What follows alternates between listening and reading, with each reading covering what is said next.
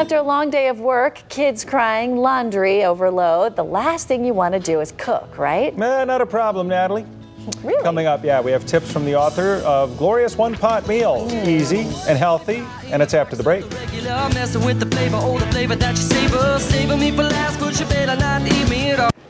But don't you wish you could come home after a long day and have your dinner prepared in less than an hour? Boy, yeah, less than half an hour, please. Thanks to a new cookbook, you can. Elizabeth Yarnell, author of the cookbook Glorious One-Pot Meals, joins us live in studio this morning to show us how. Good morning. Good morning. I was just telling you, I'm the perfect demographic, because you get home and with kids and all the activities and work, it's tough to take the time to cook. It is true. It's really tough. And in fact, I have people all the time that come up to me and say, we have takeout every night. How do you have time to cook? And I look at them and I say, I can't afford takeout every night, and I don't want to do that to my body. It doesn't take that long to cook. Well, this is healthy and it's easy. This is healthy. So let me show you how fast it can be. Okay. So what are we going to do? We're going to make Farmhouse pasta today. Okay. It's a vegetarian dish, but it's super satisfying, super filling. You'll never notice that you're missing anything. The whole idea with this as you get started is you put it all in one pot, put it in the oven, and you're done. Here's some dry pasta noodles. Dry pasta noodles? So you don't prepare any of this ahead of time? No. We have some water here. The recipe's on your website, so I'm not going to give figures, whatever. Pasta, then the water to help that cook. Okay. Then we're going to throw on these are just some red onion slices. Okay. We're going to toss these on here. And we're going to top this off with, this is goat cheese, just regular chèvre. So we're going to throw that in here.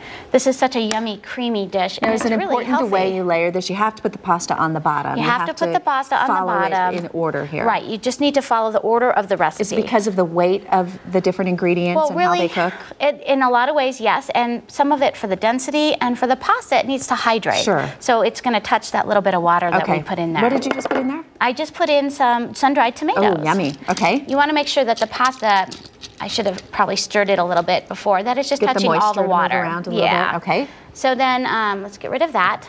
The next thing we're going to put in are some mushrooms. Okay. And these are just baby portobellos, but you can do whatever you want. Just cut those up? I just sliced them. Very super easy.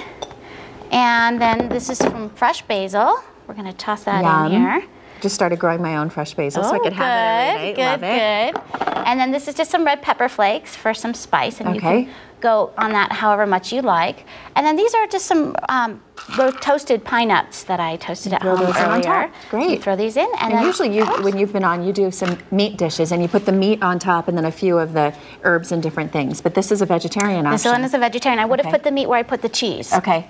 So then the last thing I'm going to put in are some greens, and this is chard. The recipe actually calls for kale, but they didn't have it today. So I'm just going to rip the spines off and put them in a big bunch, and you're going to cut it first? Roughly chop them. I just don't want them in massive long pieces. Now, because this is on top, it's not going to get as soggy. Well, it will be pretty soft? It'll be soft, and it'll definitely be cooked. And if you go a little bit too long, it'll be a little brown. Doesn't bother me, still tastes great. That's terrific. But you want to look at all the vitamins that must be in there. You've got everything. I always tell my kids, you got to get some green every day. It's true. You better have some green. So this is the green here in this dish. Top goes on. Top goes on. First, you want to spray it with a little bit of olive oil here. Oops, and we forgot. You just used an olive oil spray. Is that what you used on the bottom too? I did. Okay. And we forgot, this is a little balsamic vinegar, and we're just going to drizzle it a little bit in and around. Okay. About 1 or 2 tablespoons. It's going to give it great flavor. Yes. And it doesn't have to touch anything in particular. It'll flavor the whole thing. Now this goes in. Important that you use the right kind of pot. You have to use a cast iron Dutch oven. Okay. Doesn't have to be enamel coated like this one. I prefer the enamel coated one. Doesn't have to be. And then it's going in the oven for how long? Go into a fully preheated 450 degree oven. Okay. And this will take between, I would say, about 35 minutes, maybe 40 minutes. Okay, and that's the key, is that high temperature. That's the key. It flash cooks. That's and then when it's ready, the aroma will come find you. Ooh, can't wait. Okay, it smells good even when it's not cooked. It does. Thanks so much. It does, and this is what it looks like finished. It's just a lovely... Oh, wait a minute. They got it right there, so we're going to put it back. Sorry. Whipped it away from the camera. Elizabeth's book is called Glorious One-Pot Meal. It's available now, and Elizabeth's going to be signing copies of the book tomorrow afternoon at 2 at the Tattered Cover in Highlands Ranch. Thanks again, Elizabeth. We appreciate it.